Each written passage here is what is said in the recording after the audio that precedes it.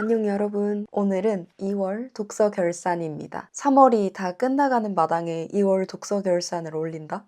살짝 지각쟁이의 느낌이 나긴 하지만 그래도 읽은 책들이 날 기다리고 있으니 독서 결산은 안 할 수 없지 않겠습니까? 조금 늦은 감이 있지만 2월에 읽은 책 총 3권을 이야기해볼까 해요. 이번에도 장르가 다 다르거든요. 그래서 여러분들이 좀 재밌게 보시지 않을까 싶어요. 그리고 혹시 궁금해 하실까봐 오늘 메이크업이랑 이거 오늘의 정보는 여기 다 적어 놓겠습니다. 참고해주세요.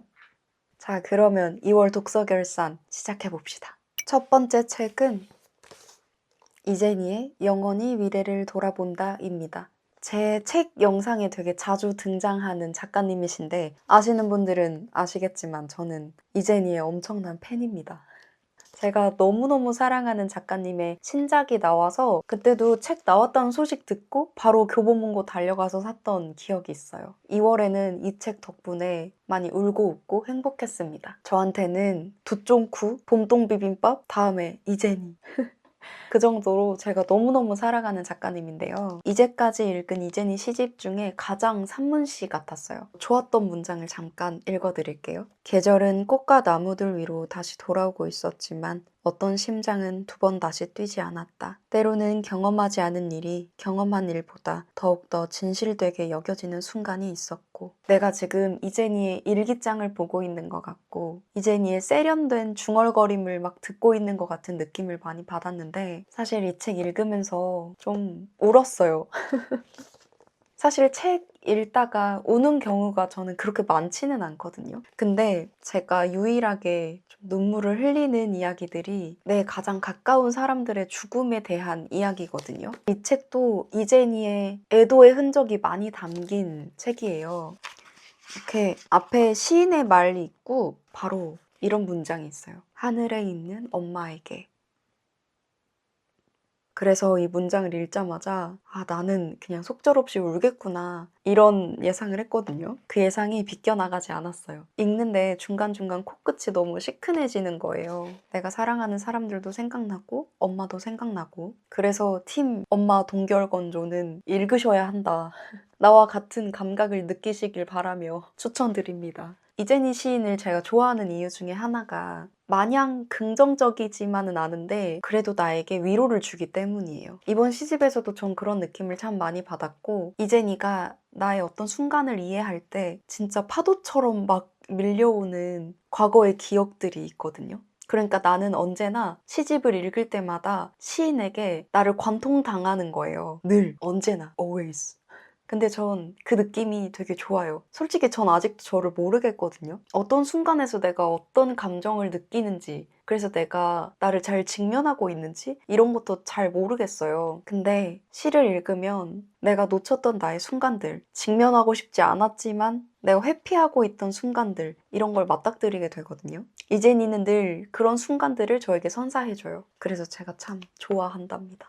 이 사람도 이런 감정을 느꼈구나 하는 순간에 나에게도 그런 순간이 있었음을 또 깨닫게 되는 거예요. 그 순간에는 시인이랑 나랑 동일선상에 이렇게 있게 되는 거죠. 그래서 이 사람의 언어를 통해서 내가 선명하게 그때를 이해하게 되는 거예요. 이런 게 저는 시의 매력이라고 생각해요. 어떻게 보면 아무리 해도 나는 나밖에 될 수 없고 나일 수밖에 없고 그 누군가도 되지 않는다는 게 가끔은 절망스러운데 가끔은 그런 이유들로 좀 살만해져요. 이번 책을 읽으면서도 전 그런 생각을 참 많이 했고 그런 제 마음을 그대로 대변해 주듯이 뒷부분 해설에 그런 내용이 나오거든요. 저는 이 문장들로 인해서 이재니 시집의 격이 조금 더 올라간 느낌이에요. 이재니는 우리가 무엇이든 될 수 있다는 달콤한 말을 해주지는 않는다. 오히려 그는 아무리 원한다고 해도 나는 내가 아닌 다른 무엇이 될 수 없다고 단언한다. 요컨대 그럼에도 만약 내가 무엇이 될 수 있다면 이는 내가 언젠가 바로 그 무엇이었던 적이 있기 때문일 것이다. 이 바꿔 읽음을 통해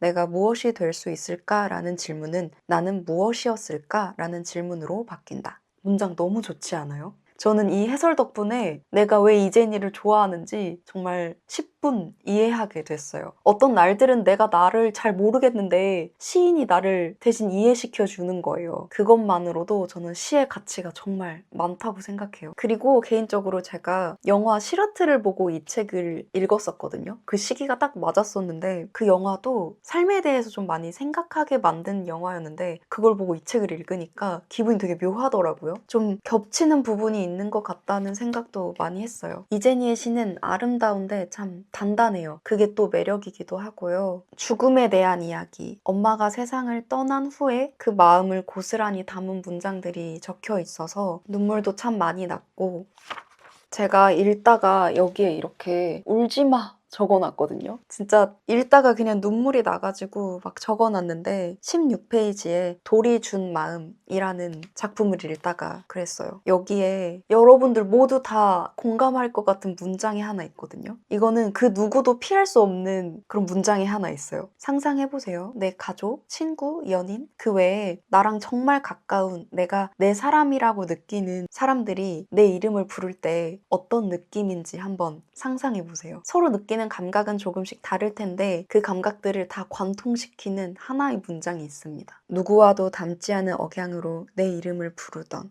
전 이 짧은 문장이 그 많은 감각들을 다 어우른다고 생각했어요. 그 누구도 흉내낼 수 없는 말투와 단어와 몸짓으로 내 사람들이 나를 부를 때 정말 애정이 느껴지잖아요. 그런 걸 이재니 시인도 경험했다고 저는 생각하고 그걸 문장으로 표현한 게 너무너무 좋았어요. 내 가족이 나를 부를 때, 우리 엄마, 아빠, 언니가 날 부를 때 그 누구도 흉내낼 수 없는 느낌으로 절 사랑해 주거든요. 그런 게 막 떠오르면서 머릿속에 나의 이해와 이재니의 단어들이 막 얽히고 설킬 때 내가 또 하나의 나를 이해하게 되는 순간이 오는 거예요. 그래서 너무너무 좋았어요. 여러분에게도 그 누구도 흉내낼 수 없는 말들로 여러분을 사랑해주는 사람이 있지 않으세요? 저는 그럴 것 같거든요. 그래서 여러분도 이재니의 시집을 한번 읽어보면서 엄마도 떠올려 보면서 삶에 대해 생각도 해보고 위로도 받는 그런 경험이 됐으면 좋겠어서 이렇게 완전 추천합니다. 저와 함께 이재니 덕질을 해보시는 게 어떠신지. 도쫑쿠 봄동 다음에 이젠인 거지. 제가 독서 노트에 쓴 문장을 읽으면서 좀 마무리를 해볼게요. 중얼거리다가 갑자기 나와 눈을 맞추고 진심을 토하거나 내게 질문을 하는 느낌. 삶에 대해 오래도록 생각한 어딘가 단련된 사람의 문장 같다. 그리고 제가 이 책의 키워드를 어떻게 잡았냐면 상실, 이별, 엄마, 승화, 기억 이렇게 잡았는데 이 테마들이 좀 끌리신다면 한번 시도해 보셔도 좋겠습니다. 저랑 같이 읽어주실 분. 이거 진짜 좋았어요. 그 다음 책. 박완서의 주디 할머니입니다. 이 책은 문학동네에서 보내주셔서 제가 감사한 마음으로 잘 읽었던 책인데 여러분 박완서 소설 읽어보셨나요? 저는 학교 다닐 때 말고는 사실 잘 접해보진 않았는데 이번 기회에 박완서 단편소설의 정수만 짝짝 뽑은 그런 단편집을 읽어봤습니다. 한국 대표 소설가들이 뽑은 다채롭고 아름다운 박완서 단편소설인데요. 글을 잘 쓴다라고 표현하는 것보다 훨씬 더 좋은 표현은 없을까 싶을 정도로 진짜 누군가는 걷고 있으면 이 사람은 날고 있는 것 같아요. 진짜로. 그 정도로 정말 시대를 대표하고 있다고 느꼈고 제가 그 시절에 박완서를 읽었다면 안 좋아할 수 없었을 것 같아요. 진짜로. 지금 시대에도 박완서의 소설은 정말 많은 사람들한테 읽히고 있잖아요. 이유가 있다. 저는 여기 앞에 띠지 문구가 너무너무 매력적이었거든요. 허를 찌르는 반전, 시대를 뚫고 나오는 목소리, 읽을수록 새로운 박완서 단편소설의 경이로움. 이제 거장 박완서의 타계 15주기를 기리며 한국 대표 소설가 31명이 뽑은 박완서 명단편 10편 이렇게 적혀 있는데 10편의 단편 소설을 읽으면서 저는 그냥 이 시대에 잠깐 살았다가 빠져나온 그런 기분이었어요. 이 책 안에 정말 많은 묘사들이 있는데 그 장면에 내가 도달할 때마다 가슴이 정말 뜨끔해지는 거예요. 어떻게 상황 설명을 저렇게 하지? 나랑 똑같은 한국어를 쓰고 있는데 그런 생각이 들 정도로 진짜 생생하다 못해 독자를 그 장면 안에 그냥 꽉 붙잡아두는 그런 느낌이었어요. 그냥 소설 자체가 옹골차요. 그 와중에 서사도 내가 생각지 못한 반전들이 막 나오고 내가 밑줄 치고 싶게 만드는 문장들이 있고, 그러니까 이 소설들은 글에 갇혀있는 과거예요. 그냥 현실이고 한 번 읽고 그 장면들이 막 생각이 날 정도로 진짜 생동감이 넘쳤다라고 밖에 못할 것 같아요. 타임머신 왜 만드냐 이것만 있으면 되는데 진짜 나를 과거로 후루룩 데려가 버리게 만든 박안서의 문장들이었어요. 특히 여기에 가족들에 대한 이야기가 거의 주를 이루거든요. 가족들끼리 약간 투닥거리는 장면들이 있는데 그 장면을 볼 때마다 내가 지금 그 집의 막내딸이 된 것 마냥 마음이 너무 불편했어요. 그냥 내가 지금 거기 있는 것 같아요. 너무너무 리얼하고 박안서의 글이 나를 오토바이 뒤에 태우고 시동 걸고 막 이렇게 질주하는 그런 느낌이었어요. 진짜 멈출 수가 없고 그 장편과 단편의 맛이 전 좀 다르다고 생각하는데 진짜 단편의 정수가 너무 가득 느껴졌어요. 독자를 순식간에 그 현장으로 데려다 놓는 일은 문장의 힘도 있어야 되지만 작가가 현실을 외면하지 않고 그대로 목격해서 정말 잔인할 정도로 잘 옮겨놨을 때 가능하다고 생각하거든요. 그러니까 회피하지 않고 두 눈 부릅뜨고 그 시대를 이렇게 계속 목격하는 거예요. 그래서 박안서의 문장은 삶을 피하지 않는 그 태도 같은 게 느껴져서 그냥 살 떨릴 정도로 진짜 그 시대에 잠깐 담겨졌다가 나온 기분이에요. 진짜 문장에 힘이 있다. 이거 말고 더 좋은 표현이 없을까?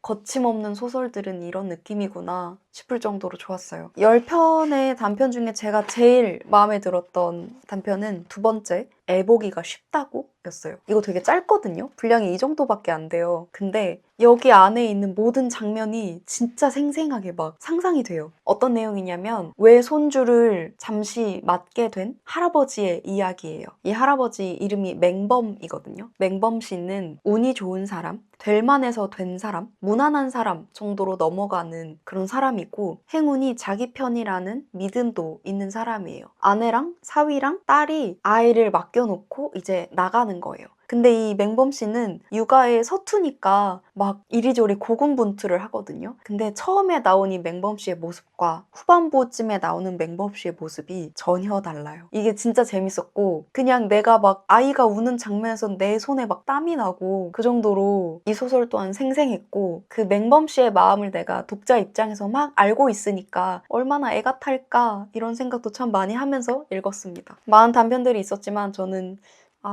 맹범 씨 얘기가 제일 인상적이었어요. 독자를 등 뒤에 업고 정말 거침없이 질주하는 그런 작가의 글을 읽고 싶으시다면 한번 시도해보셔도 좋겠습니다. 시대를 대표하는 목소리예요. 내가 살지 않았던 시대에 나를 가둬다 놓고 계속해서 이야기를 주입시키는 그런 느낌이었습니다. 너무 잘 읽었고 그 시대의 소설을 한번 읽고 싶으시다면 한번 시도해보셔도 재밌겠습니다. 그리고 마지막 책은 무슨 책일까요? 맞춰보세요. 제가 장르가 다르다고 했잖아요. 지금 시 나왔죠? 그리고 소설 나왔죠? 그 다음 뭘까요? 바로 짜잔! 그림책입니다. 마지막으로 제가 이야기할 책은 홍민서의 제발 넘기지 마! 입니다. 이 책에 대한 후기를 말하기 전에 먼저 제 친구의 책입니다. 제가 예전에 일하다가 만났는데 너무너무 친구가 하고 싶은 거예요. 제가 제 인생에서 처음으로 친해지고 싶어서 번호를 딴 그런 사람인데 이제는 친구처럼 정말 잘 지내고 있는 작가님의 수상작입니다. 제2회 책 읽는 곰 어린이책 공모전 그림책 부분 수상작이고 작가님이 저에게 선물을 해주셔서 감사한 마음으로 읽어봤던 책인데 독자를 다루는 솜씨가 매끄럽고 다음에 어떤 이야기가 나올지 궁금해 책장을 넘기지 않을 수가 없다. 보시면 이렇게 공룡이 앉아서 제발 넘기지 마 하고 있죠. 책장을 넘기지 말라는 멘트를 던지고 있는 공룡인데 제가 늘 이해하고 있는 작가님은 배경을 참 잘 그려요. 하나하나 뜯어보는 재미가 있게 그리는 작가님이거든요. 이번 책도 공룡도 참 귀여웠지만 배경이 진짜 다 했다는 생각이 들더라고요. 제 주변에 어린이는 없는데 만약에 있다면 같이 앉아서 구연동화 읽듯이 이렇게 재밌게 읽어보고 싶은 그런 마음이 들었어요. 이런 그림책은 사실 독자가 어린이잖아요. 어린이들의 시선을 딱 사로잡을 수 있을 만한 서사가 탄탄하게 받쳐주고 있어야 어떤 그림이든 어떤 어떤 등장인물의 대사든 좀 더 유효해진다고 생각하거든요. 근데 독자를 잡아두는 힘이 많이 느껴지는 책이었어요. 내가 어린이였다면 좀 재밌게 읽었을 것 같기도 하고 배경의 작은 부분까지 세세하게 재미를 찾아가면서 읽다가 어느 순간 이 공룡 티노에게 마음이 막 가게 되더라고요. 너무 귀엽고 개인적으로 전 이 티노의 색깔이 쨍하게 튀어서 너무 좋았어요. 눈길을 확 사로잡는다고 해야 되나? 저는 뭐 시, 소설, 수필, 희곡 말고도 가끔 그림책도 많이 읽는데 이런 책들이 어린이 독자를 겨냥하고 있지만 어른이 읽어도 전 좋다고 생각하거든요. 좀 환기시켜 주는 것 같아요. 누군가한테 너 책 좋아해? 그럼 너의 인생책이 뭐야? 라고 했을 때 되게 있어 보이고 좀 어려워 보이고 뭔가 깨달음을 많이 주는 것 같은 그런 책들을 말해야 될 것 같은데 저는 가끔 나는 그림책도 진짜 재밌게 읽어서 내 인생책 리스트에 넣어보고 싶어 이렇게 말하고 싶을 정도로 그림책에도 진짜 좋은 책들이 참 많다고 느끼거든요. 그림책이 진짜 볼거리도 많고 나한테 교훈을 주는 것 같기도 하고 짧은데 강렬해요. 그래서 저는 여러분들이 그림책도 한 번씩 경험해 보셨으면 좋겠어요. 어린이와 같이 사시는 분들은 어린이 책도 한 번씩 들춰보시면 재밌을 것 같고 이런 그림책을 가지고 어린이와 놀 수 있다는 것도 또 다른 재미가 되지 않을까 싶어요. 이 작은 재미들을 찾느라 시간 가는 줄 모를 것 같다라는 생각도 해봤고 티노의 표정이나 태도 변화를 중점적으로 보시면 또 다른 재미를 느끼실 수 있는 그런 그림책입니다. 저도 책을 내봤지만 역시 남이 쓴 이야기가 제일 재밌다. 진짜 재치 있고 패기 있고 재밌는 책이었어요.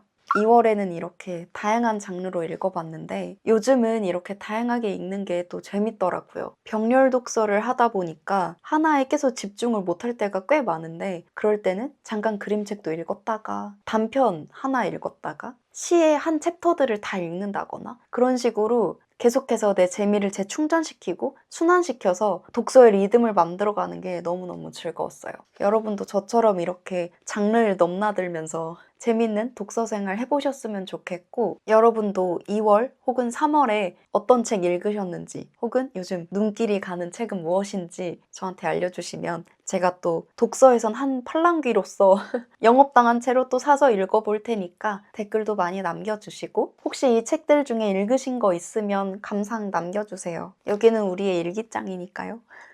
오늘도 제 독서 일기장에 와주셔서 정말 감사합니다. 4월에는 너무 늦지 않게 3월 독서 결산으로 또 찾아올 테니까 많이 기대해주세요. 우리는 또 다음 일기장에서 만나요. 안녕!